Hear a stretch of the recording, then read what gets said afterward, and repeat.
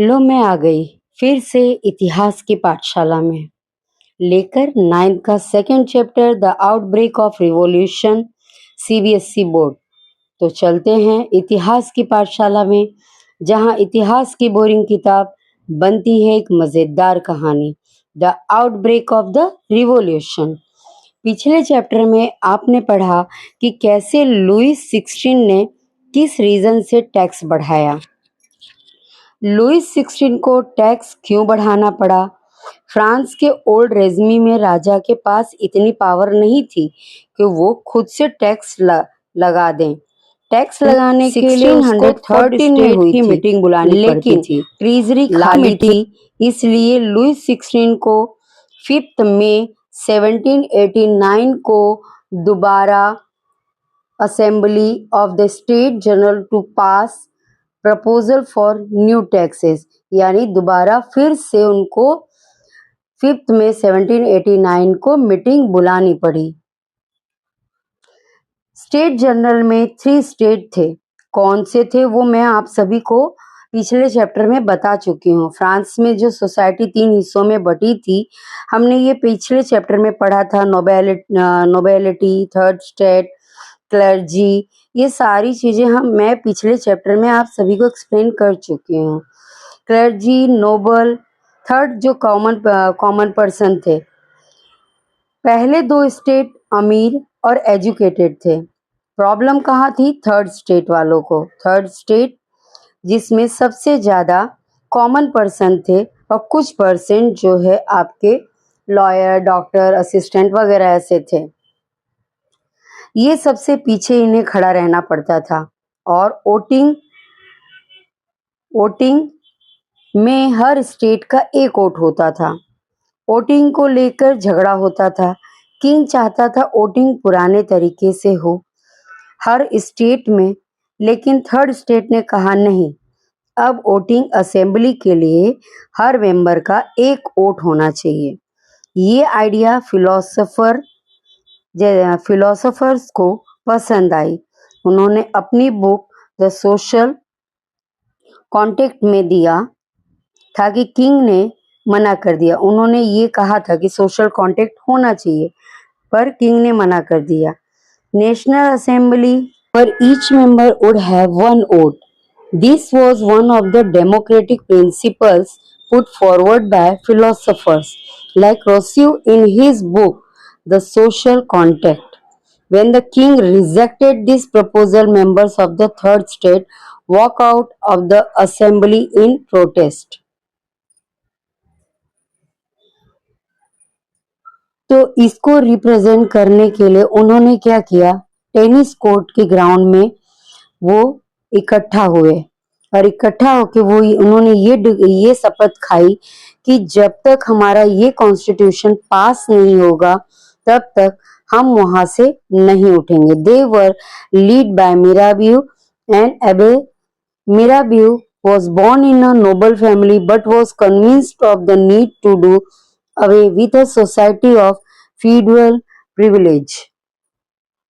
हमने यहाँ पर ये पढ़ा कि किस तरीके से उन्होंने ये शपथ ली थी कि कैसे हम अपना कॉन्स्टिट्यूशन पास कराएंगे और टेनिस कोर्ट से नहीं उठेंगे। थर्ड स्टेट के लोगों ने अपने आप को रिप्रेजेंटेटिव माना, who were seated in rows facing each other on 2 sides. तब तक कॉन्स्टिट्यूशन नहीं बनता तब तक नहीं उठेंगे। इनको लीड किया मिराबियो और एबे ने।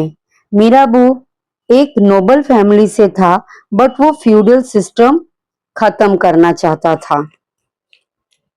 सो he brought out a journal and delivered powerful speeches to the crowds assembled at Versailles.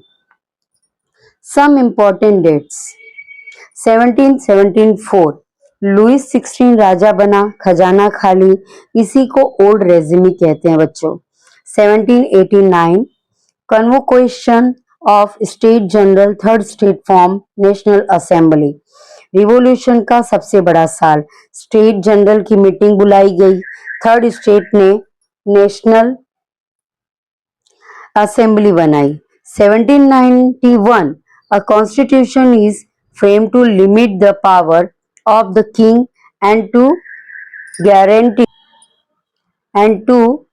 guarantee basic rights all human beings।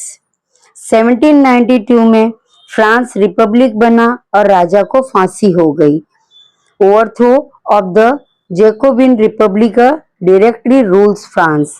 1804 Napoleon became emperor of France, large part of Europe। Napoleon emperor बना। 1815 Waterloo में Napoleon हार गया। ये activity मैं आपको अपने caption में दे दूंगी, इसके आंसर आप देख लीजिएगा।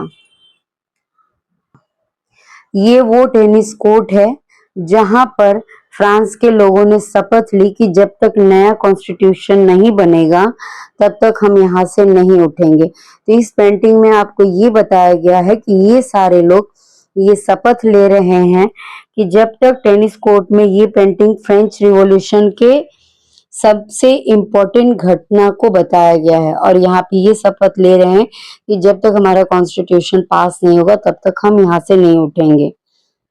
फ्रांस के लिए ये कॉन्स्टिट्यूशन लेना बहुत आवश्यक था, ये उसके लिए एक नई क्रांति की शुरुआत थी।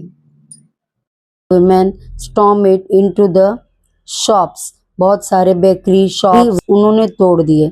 At the same time, the king ordered troops to move into Paris on 14 July. The agitated crowd stormed and destroyed the Bastille. उन्होंने बेस्टाइल तोड़ दिया।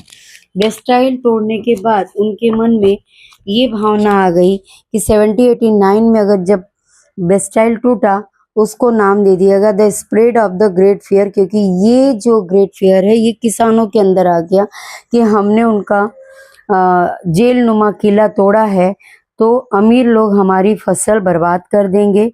इस डर को कहते हैं ग्रेट फियर। इस डर की वजह से किसानों ने अमीरों के घर जला दिए, टैक्स के रिकॉर्ड फाड़ दिए। In the countryside rumours spread from village to village that the lords of the manor had here bands of brigands who were on their way to destroy the ripe crops.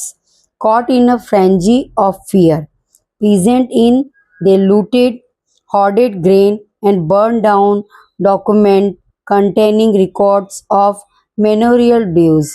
A large number of nobles fled from their homes, many of them migrating to neighboring countries. अंत में राजा ने हार मान ली। 4 अगस्त 1789 को national assembly को उन्होंने मान लिया। Church had to give up and land government got 2 billion लिव्र।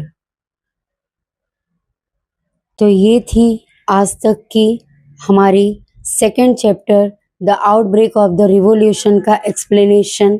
अगर आप सभी को पसंद आया हो तो मेरी इतिहास की पाठशाला को लाइक, शेयर, सब्सक्राइब करना मत भूलना। नेक्स्ट वीडियो में इसी चैप्टर का दूसरा भाग लेके आऊँगी क्वेश्चन आंसर के साथ, और जो एक्टिविटीज़ या कुछ बाकी रह गई है उस एक्टिविटीज़ के आंसर मैं अपने कैप्शन में दे दूँगी। तो आप समझ गए कि ओथ के फियर क्या होता है। इसी के साथ यहाँ पर मैं विश्राम लेती हूँ और नेक्स्ट वीडियो में फिर मिलते हैं इतिहास की पाठशाला में। वंदे मातरम, जय हिंद, बाय बाय।